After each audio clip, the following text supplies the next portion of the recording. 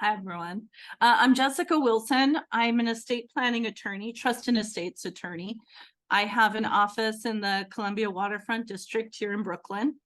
I'm a boutique law firm. I do very tailored work for my clients.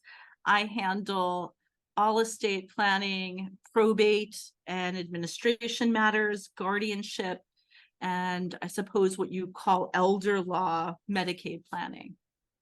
I have a litigation background, but I'm recovering from litigation. So I'm really happy every day to be doing what I'm doing instead of being in the courtroom all the time. Thank you. Other things, we're going to send out a recording of this class afterwards. So if you don't, you miss a certain thing, or you want to share it with your family members that weren't able to make it today, so they can be informed about some of these things, so you don't have to regurgitate all of the information to them. You'll be getting that. It'll be on our YouTube channel. If you have anybody else that you know that would be a great partner for us to do a workshop with, also please reach out to us. And I'm Victoria Alexander. I'm the owner of Realty Collective, a boutique real estate firm that I started 18 years ago to defy the stereotypes associated with real estate brokers. We have an office now in Red Hook.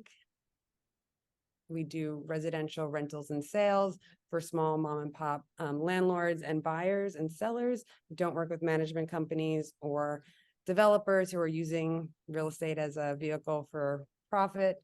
And let's see if that's it on the other. I think it's 5:06. Great, so we can get started. I just wanted to give everybody an opportunity to join. And we do these workshops so that people feel empowered and educated as they make big life decisions, and you have the basics at your fingertips from experts and professionals that we like to partner with and can trust.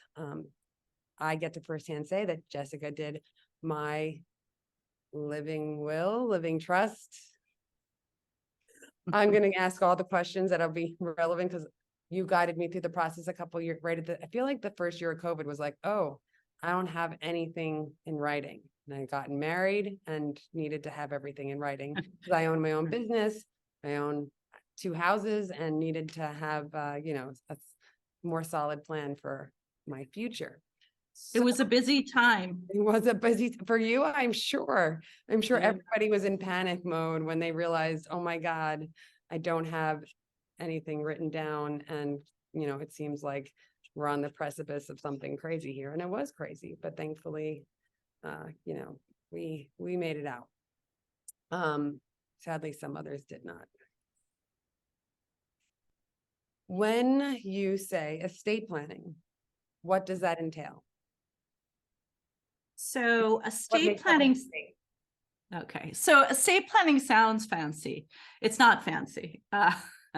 It's just the basics would be a will, and advance directives and a power of attorney. That's really all we mean usually when we say estate planning. You could add on other techniques such as trust, but basically when we talk about estate planning, we talk about last will and testament. Everyone knows what that is. That's where you lay out where you want your assets to be distributed upon your death. You name an executor who is going to marshal all those assets and distribute them according to the terms of your will.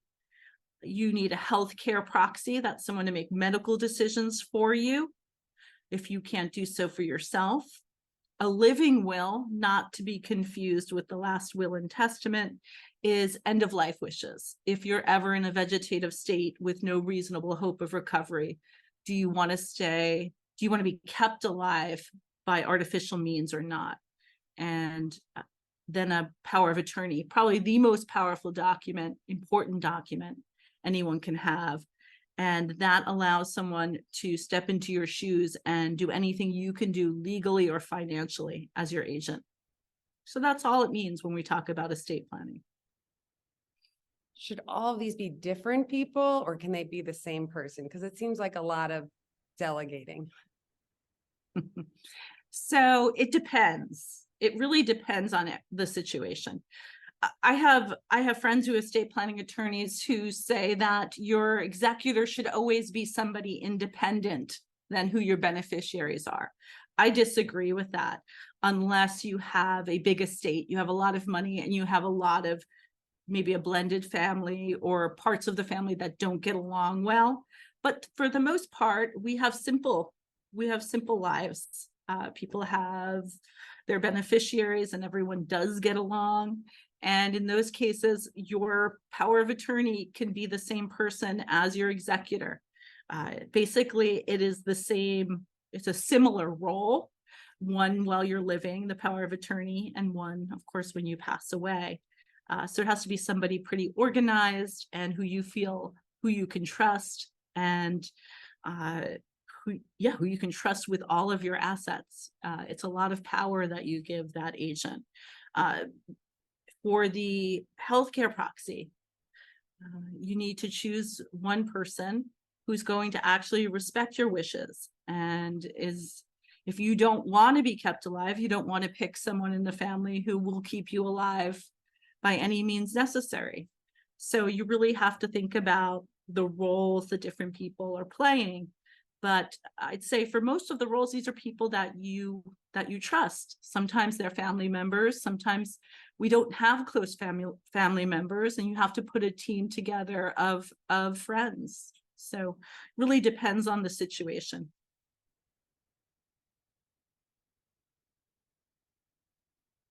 So who needs a will or estate planning? Or just a will.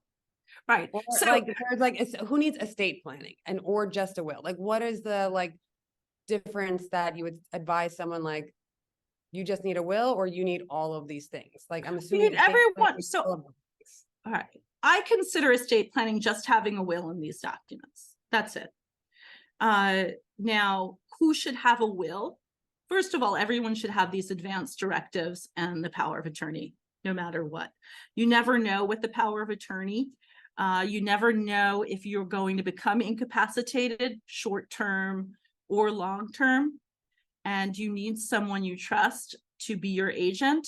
There is no, your spouse can't do it unless you own assets jointly. Your children don't have the right to do it. And if you don't name someone, then you could end up in a guardianship proceeding. And guardianship proceedings are very intrusive and expensive. So that's the most important document you can have. Now, as for a will, almost everyone needs a will. Once in a while, I'll tell someone, maybe you don't really even need one. So the idea is what passes through a will. That is the biggest mistake I see in people's do-it-yourself, or even when they go to a firm to get their estate planning done. They have this elaborate will, and it's leaving all of these different assets to charity or to certain family members, specific distributions of cash, and then the residuary, everyone else, usually the closest family members. And then we'll start looking at their assets.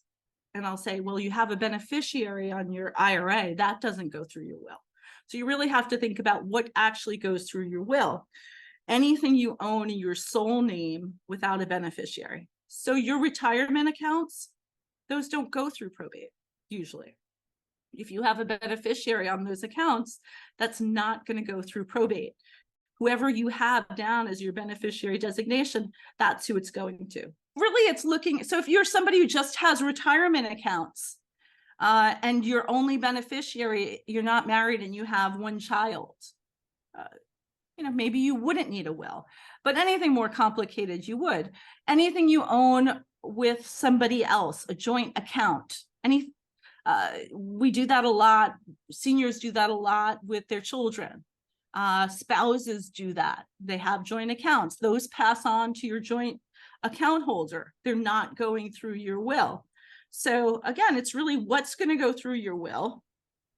And then the second question is, if you don't have a will, are you okay with where your assets are going? Because it's a very strict intestacy statute that we have in the US. In every state, it's different. They're all about this. They're all similar. In New York State, if you are married, everything goes to your spouse if you have no children. If you're married with children, the first 50,000 and half goes to your spouse, and the other half goes to your children. That is not ideal for most people. Most people do not want their adult children inheriting half their assets until both of the spouses pass away.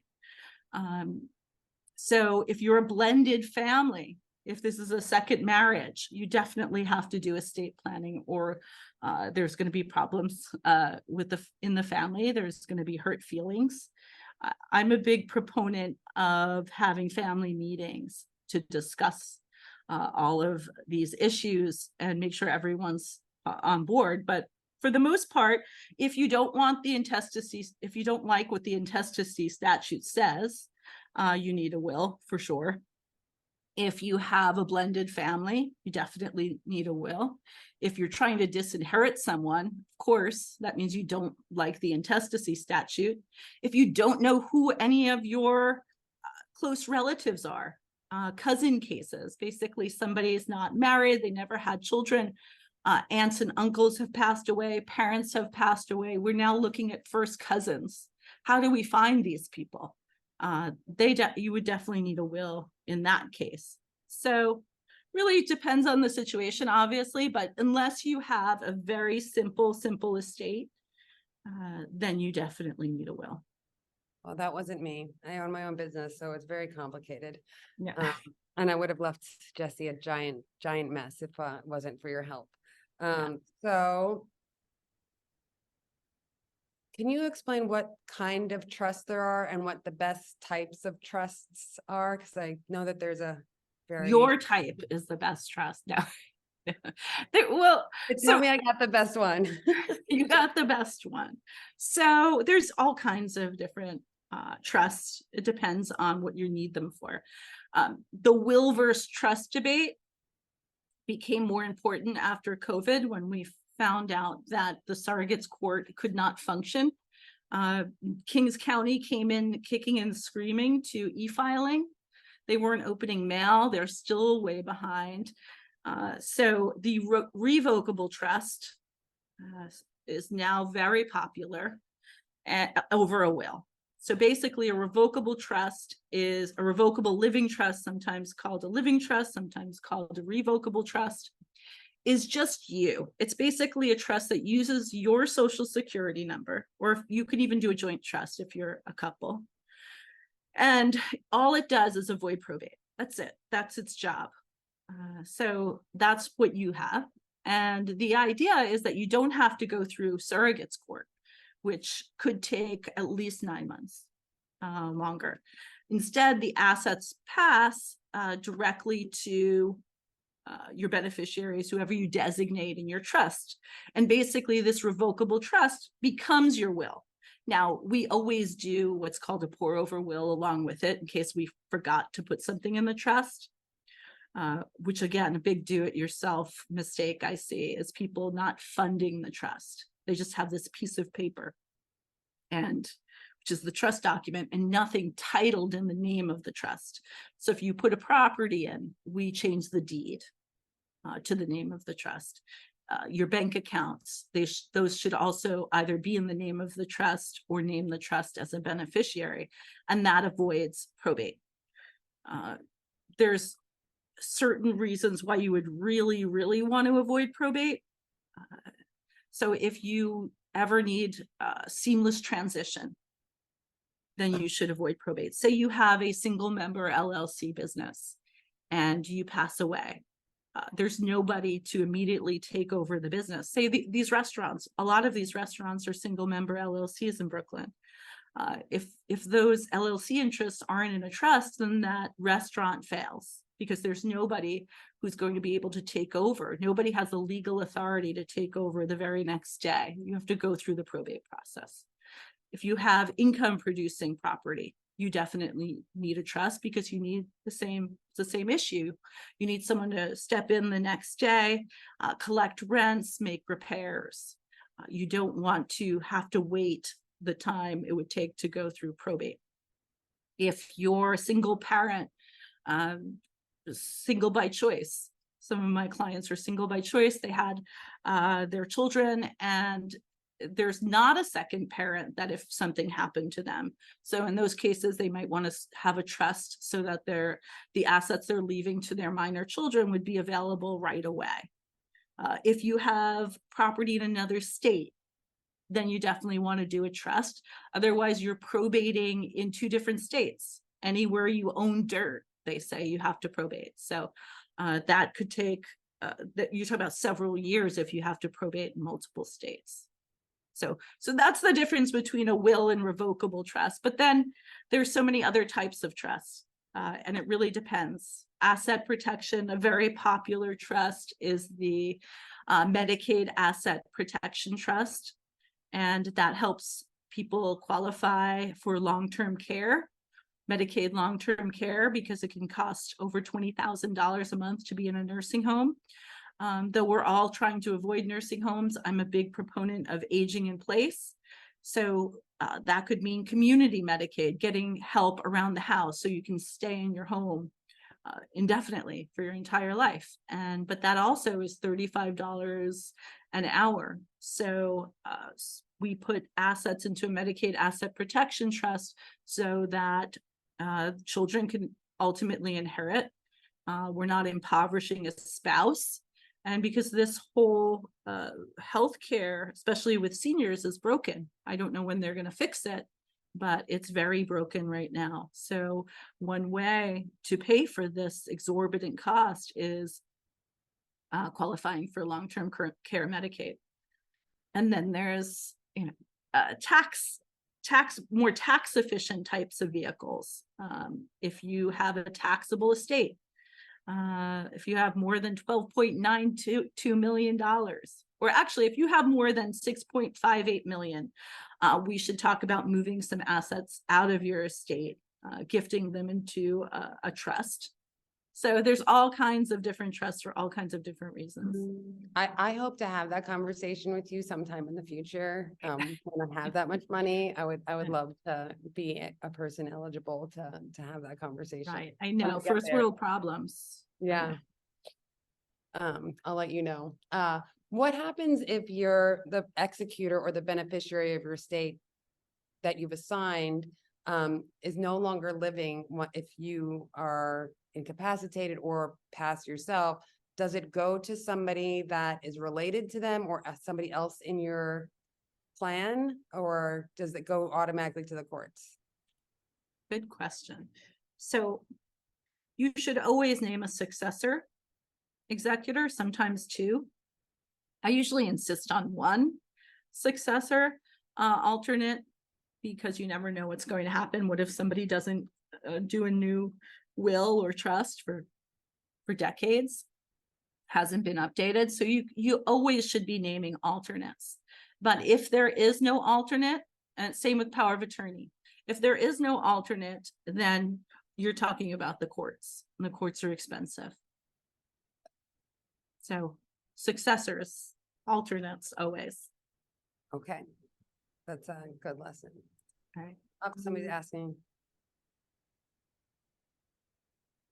how often do you need to update these documents, your wills and trusts? And Right. Tina's asking, how often do you need to update your estate planning documents? I build longevity into most of my documents so that there's some easy estate tax planning in case the estate tax landscape changes dramatically. But major life events, certainly. If you did a will when your kids were minors, then when they're adults, it's time to take a look. If you get divorced, obviously change everything right away, even before the divorce is final. But if somebody passes away, that's definitely a time to go see an attorney. If you are contemplating long-term care, if there's a family member that is sick and needs more help around the house, and you're trying to figure out what are we going to do to make them safe and live the best life they can. You should go see an elder law attorney, because there's things you can do now. There's things you can do at the last minute. And there's a lot of resources out there for people. So I would say I'm not a big proponent of saying, well, every 3 to 5 years, you should have your will looked at. I don't think that's true. I think that it's really major events. I don't think a lot of it, or if you won the lotto, I guess, Tina, if you, or had some other type of windfall. I certainly have been talking about lately looking at old trusts, right? So grandma's trust. You should definitely, if you know of a trust in the family that's been around for a couple of decades, you'll want to go see an attorney to take a look at it, because it might be outdated, estate tax or tax wise, and it's no longer tax efficient, and there's some changes you can make to it. Oh, if you have only just a will, I'm assuming this is a yes. Do you need the rest of an estate plan? And I guess it's going to say, depending on how simple your life is. Right. I certainly don't tell everyone they need trust. You certainly always have that option to have a trust if you want to avoid probate. A lot of people, so it also depends on what your assets are. Is it easy to put your assets in a trust, or is it going to be cost prohibitive? Sometimes people have co-ops where the co-op board charges $7,500 or more to change the stock certificate to put that co-op in the trust. Now, that might be worth it to some people, especially single people. But if you're a married couple, it's probably not worth it to do that, because it'll pass to each other, the survivor, with rights of survivorship. But if you have a blended family and you want those assets to go to, go to certain beneficiaries upon the second spouse's death, you have to at least do some type of planning for that, but not necessarily a trust. So it really depends on the assets, depends on your preference, and depends on the family. If you're trying to disinherit someone, you definitely need a trust, because otherwise it ends up in court. Anytime you have a will, this is something I hear all the time. People think that when you have a will, it doesn't have to go through surrogate's court. It doesn't have to get probated, but that's not true. It's just a piece of paper until you have it validated in court by the judge with a petition, with the filing fees. And you have to get a waiver and release from anyone who would have inherited had you not had that will. So say you do a will disinheriting one of your kids. That kid has to sign a waiver, or they get a date to show up in court, a citation date. And then they could just object. And the first time they come, the judge will say, well, do you have an attorney? They'll be like, no.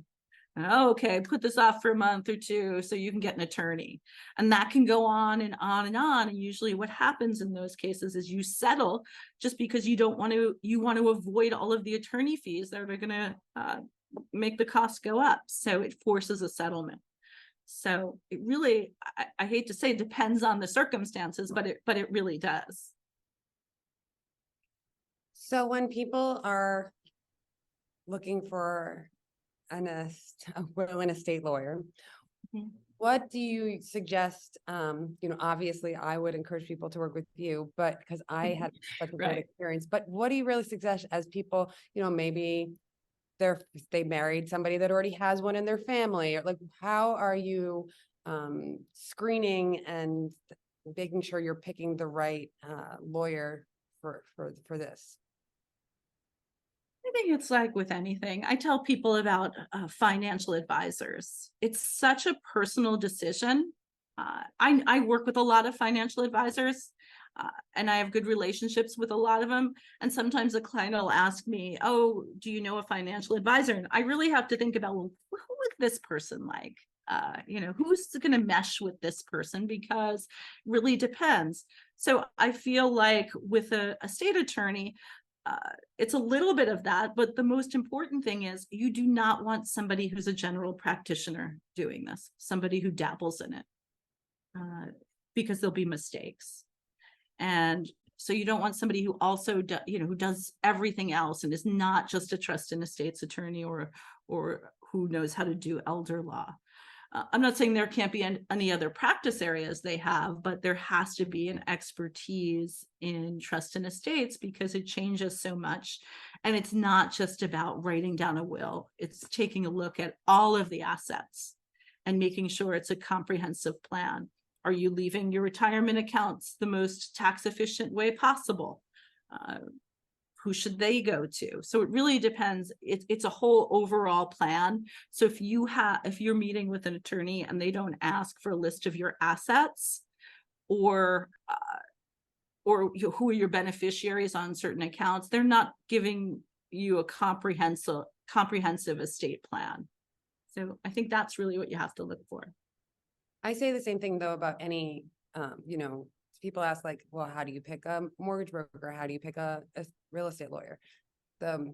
What I always say is, one, do not hire your uncle. If he's giving you a deal, it doesn't matter. Like, not hire your uncle. Like, it just ends up can get away in the deal and can kill your deal. And even though you think that they're advocating for you, it's too complicated. And hire an expert. Do not hire your uncle that's a lawyer just because he's a lawyer. Like, you want somebody that's doing New York City real estate law, that has an expertise in, co-ops or condos and does this every day so that and has a team of people so that, or that they don't have enough, they have just enough business that they can handle. Because the last thing you want to do is like, oh, I hired John, but then you know what? I never talked to John again. He just handed me off to his paralegal and, I became, that's not who I wanted to work with. So make sure like what their caseload is like, are you going to be interacting with them directly and working with them directly, or, are they passing you over? And this is a job, like interview people like you're hiring somebody for a job. It's about personality. Do you like them? Do you trust them? Do you feel like you take advice for them? And that they're knowledgeable and can speak to you in a way that you understand, because some people need layman's terms and some people need to, talk slowly. Like, are they communicating in a way that makes you feel comfortable throughout the process? Or do you feel lost and not knowing what they're talking about because this is complicated stuff? So you want that's why I do flat fees. That's exactly the reason. So people can ask as many questions as they want and they're not worried about getting asking questions they're being charged for in 6-minute increments, which a lot of attorneys do. So that's flat crazy. fees, you know exactly how much it's going to cost and you can ask as many questions as you want. Like I said, I do family meetings. I know a lot of estate planning attorneys do family meetings. I can't stress enough how great it is to talk about death and money with everyone. So it's not uncomfortable. It's usually the younger family members who are uncomfortable, in my experience. Right. Because it's weird being like, oh, we're getting this money. You're going to be dead at some point. Not with us anymore. Right. I mean, there's nothing to be superstitious about. It doesn't have to be morbid. You're just putting a plan in place. Right. Which is the right thing to do, because then it makes things a lot less complicated when they aren't there to advocate for themselves. My grandmother passed away and has left nothing outlined of like where her jewelry goes or anything. And my mom and her sisters it's so messy and I feel so bad. Thankfully, me and my sister have already made our lists. Right. I want these earrings. She wants the painting. She wants the piano. All worked out ahead of time. And so then we don't even need to talk about it again. There's no need to talk about it or be morbid about it, but everyone understands. And I don't know, there's something to be said. There's sometimes when I have clients come in, they've lost parents, pretty young. So your client in their 30s lost both parents. And it's so hard. And then, at some point they start feeling gratitude. Well, look what my family did for me. Look what my family made available to me. And they had everything organized. And it certainly makes it a little bit easier. That's reassuring to hear the stories that you must experience from your Yeah. Abraham is asking what your flat fee is. Sure, sure. So basically what I charge for a will and all of the documents we talked about is $1,400. If you're a couple, I charge $2,000. For trust, $3,500 or $4,500 if you're a couple. So, and then there's deed fees. So that really depends on what county say a property is located in. Nassau is pretty expensive just to file it. Suffolk, here in New York, it's a couple $100. So I usually just throw that in. Depends. If it's going to be something more complicated, I do have to charge for the deed. Those seem like great no to me based on what I've experienced. So I think, and side note, these are at the time of this recording prices. I'm sure when this is in perpetuity, maybe things will change in the future. So well, so we're going to open it up now for questions. So you guys can either write a question in the chat if you have a specific question, or take yourself off mute and just jump on in. If you're asking a question, maybe turn your camera on or don't, but whatever you feel comfortable with. But now we're opening it up for questions to Jessica about estate planning. I'm always happy to also talk to people about real estate if they want to, but really we're here for estate planning. Any questions besides Abraham's? No. Wait a second. Jessica, how's Red Hook life? Great. I haven't seen you walking down Columbia Street lately. You will today. Oh, if I get out of my house, I have many calls this evening. Any questions, guys? Hi, Jessica. Oh, Hi, Mr. Clark. How are you? Good. I have a question on the Medicaid asset protection. Sure.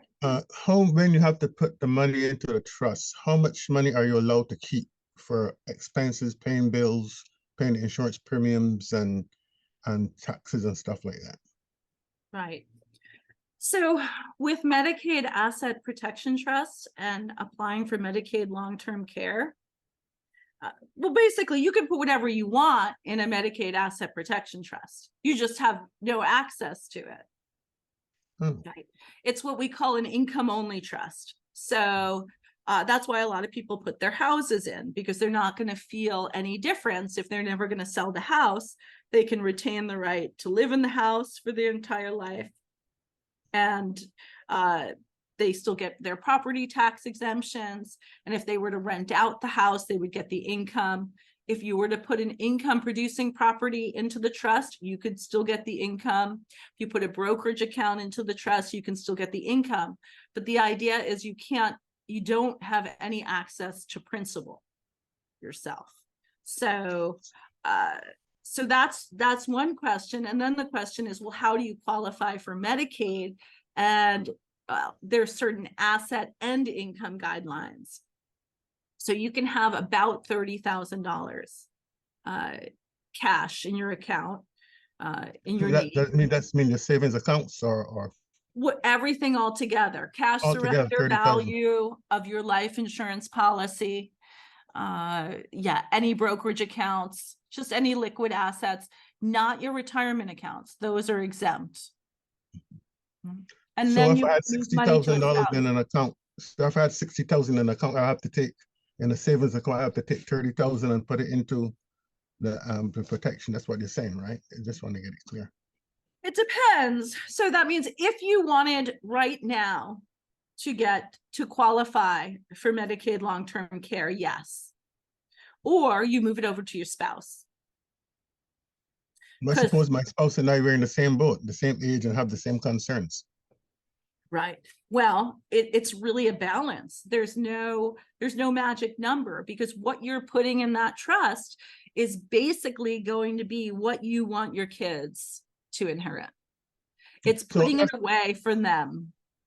So if I keep a maximum of 30,000, and I had a need beyond that, but everything else in the trust, is it possible to access the trust to get some of that funds to relieve that situation? No, the idea is that there is not. Now, there's some ways around that, but you have to be very careful.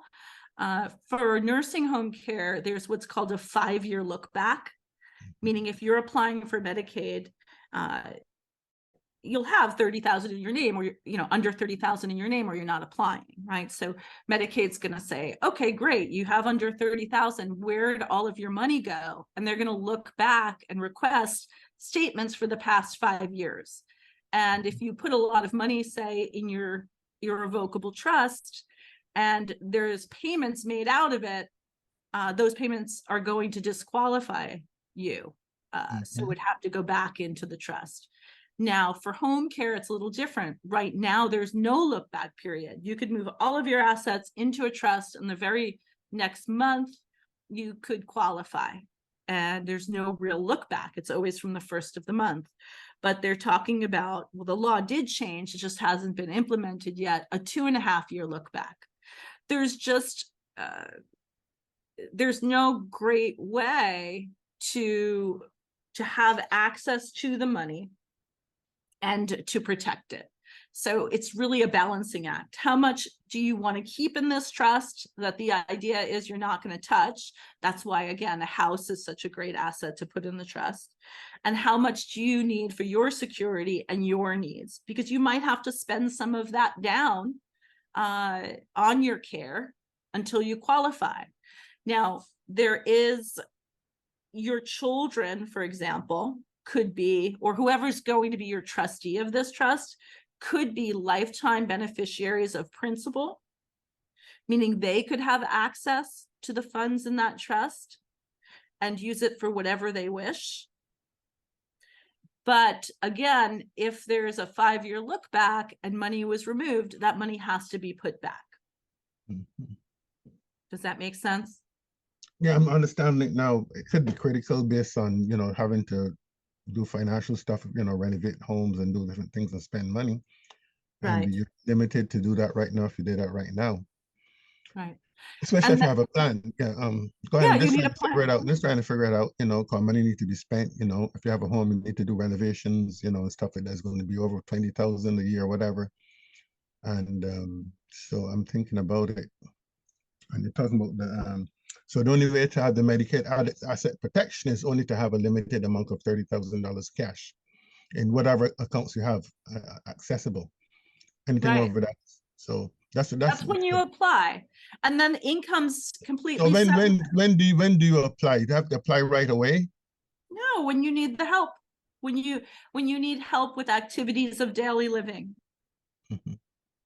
But still, so to set up the plan, I would still have to have everything moved to have the 30,000. Or can I wait till later? It depends on what you're talking about. So if it's home care, you could wait. But again, I don't know if the 2.5-year look back is going into, I doubt it will, but this is going to be on video. So I'm later look back at this, and it went to the 2.5-year look back. But I don't think that the idea is when you don't need help, you're going to put all of your assets into the trust. I think you're going to balance. I think you're going to balance what you want 100% leave the kids and what you need in your own name. And then we need to discuss that further. Because that's an issue I have with the Medicaid protection plus setting it up and the cash available to operate and do things. Right. So life insurance policies, the cash surrender value, those are easily moved into an irrevocable trust. So that's not counted. That's not a problem. That's not a problem. Right. And a house isn't a problem. No. It's just what cash do you want to save 100% for the kids? And what cash do you feel comfortable having on hand? Okay. So and then there's income. Income's different, right? So income, if you're in a nursing home, all of your income basically has to go to the nursing home. So my income would be is my income has to go into the trust as well, or no? No, it's just treated differently. There's no way to save income if you're in a nursing home. All of the income goes to the nursing home, and then Medicaid pays the difference.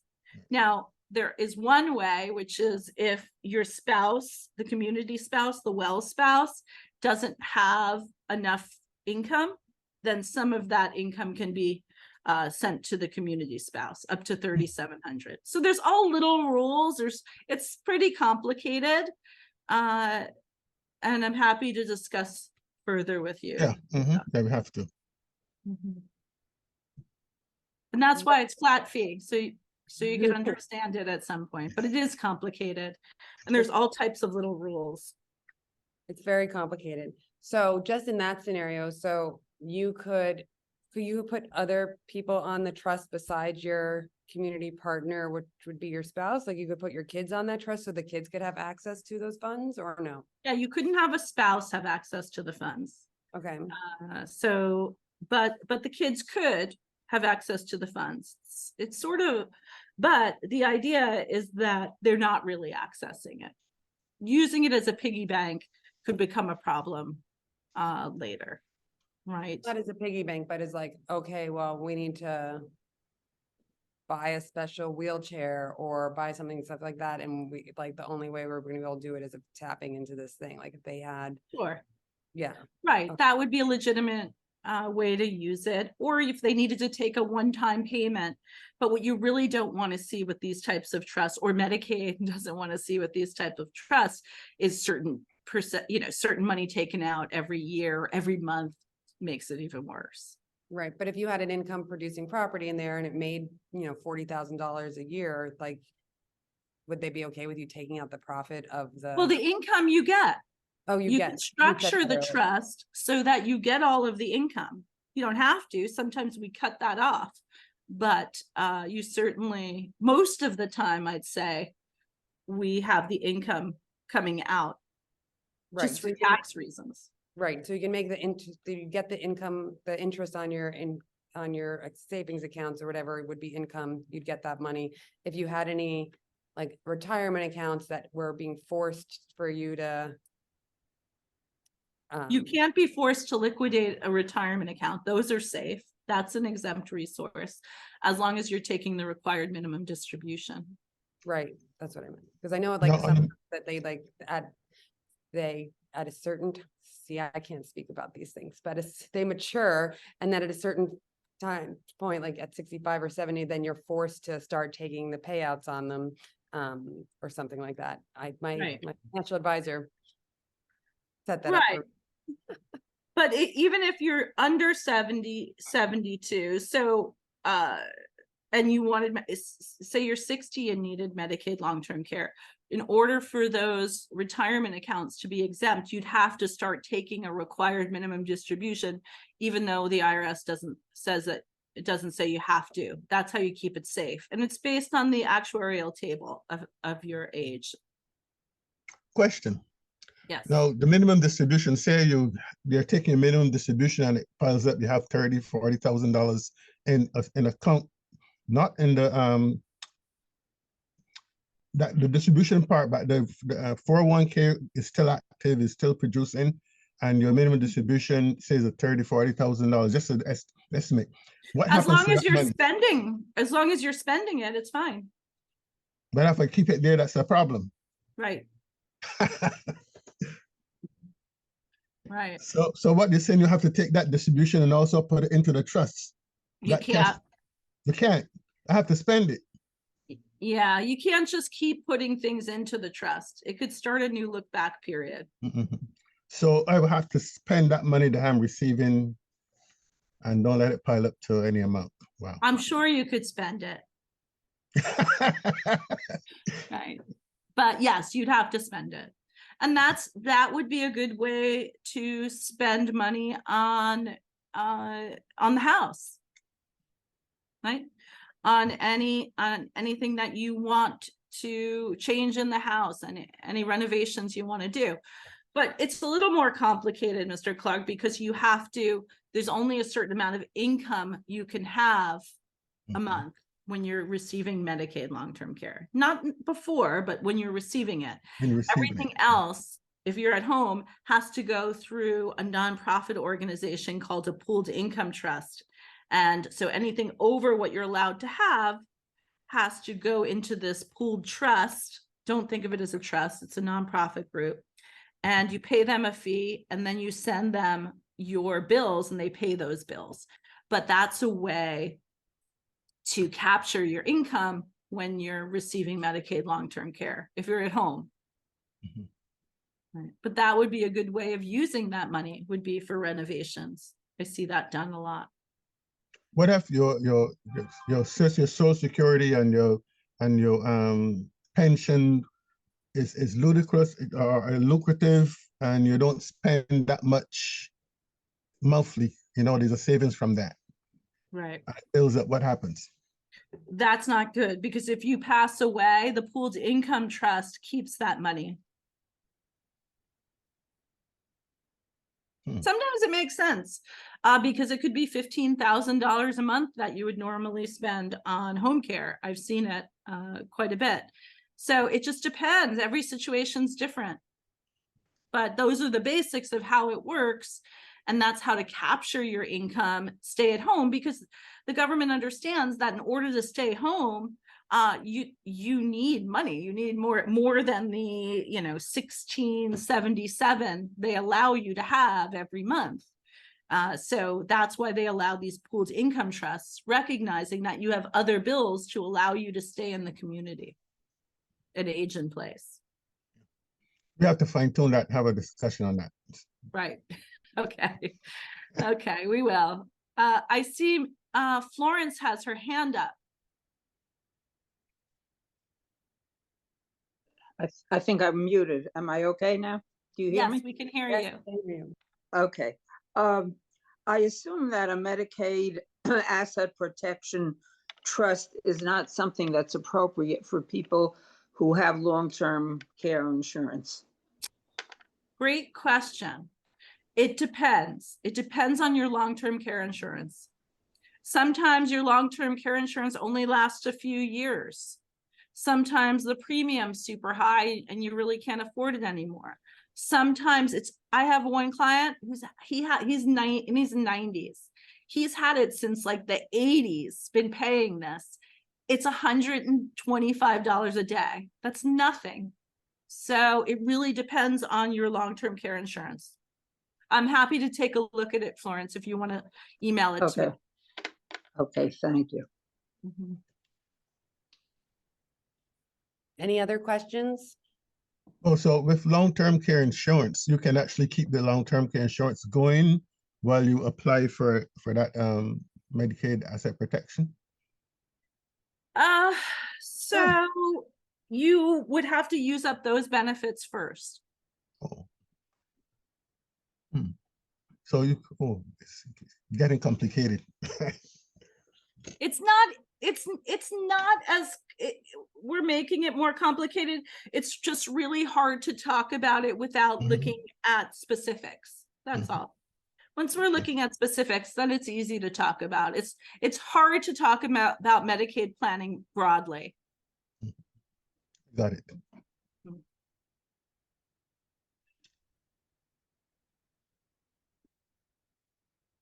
Oh, one other thing I forgot to say before. Who needs a will? Anyone with minor kids. I don't know how I forgot that one. That's my biggest demographic being in this neighborhood, which is if you have a minor child, your child cannot inherit assets more than $10,000. You need to create a trust in your will or in your revocable trust to hold that money. So that would be another broad category of people.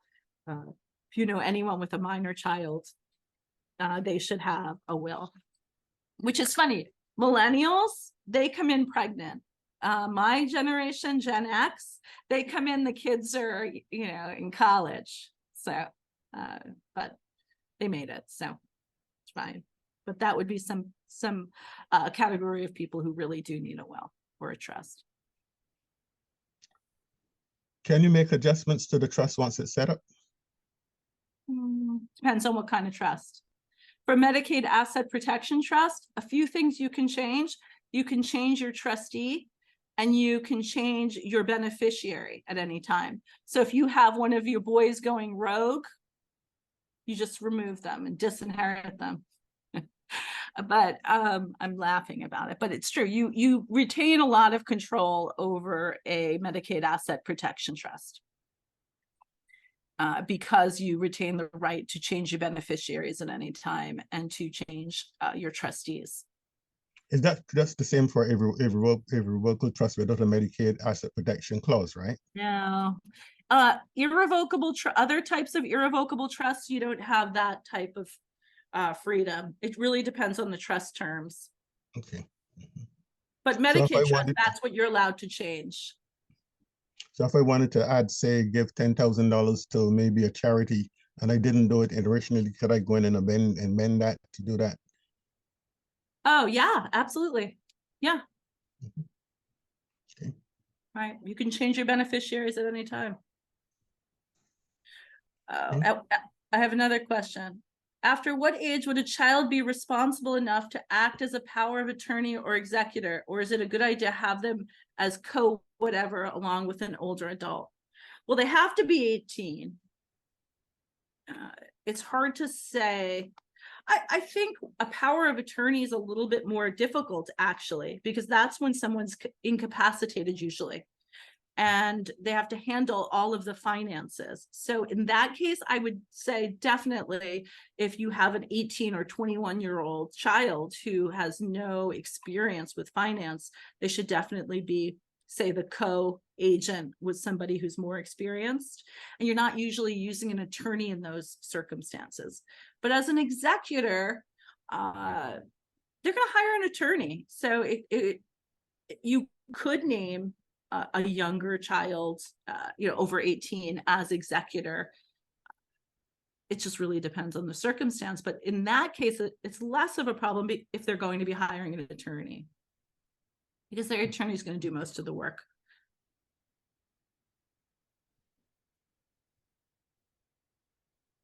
Any other questions? They're getting good here, guys. They're percolating now that we're getting going. Right. It is getting close to 6 o'clock, but I want to give everybody the opportunity to have time for one last question. Anybody? Well, I just want to thank everybody for joining us today. I hope you found it informative. We're going to send out Jessica's contact info so you can follow up with her about any more questions you have, or if you want to engage her services. I know some of you guys here, and I'm glad that some of the people from my community of Realty Collective joined today to get this informative class and information that they need for their future. And I look forward to working with everybody more as on these different things. So if you have somebody else that wants to do a workshop or the blog post, please reach out. We're always looking to collaborate and inform our community and share ideas and educate our clients as much as possible by bringing experts into their inbox. So thank you guys so much for joining us. Jessica, you want any last words? No, thank you for having me. Thanks for the Q&A. Nice seeing everyone. Yeah.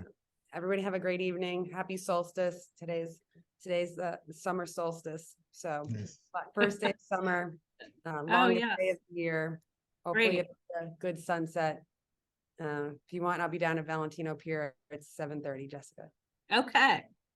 Take care, everyone. Bye, guys. Thank you.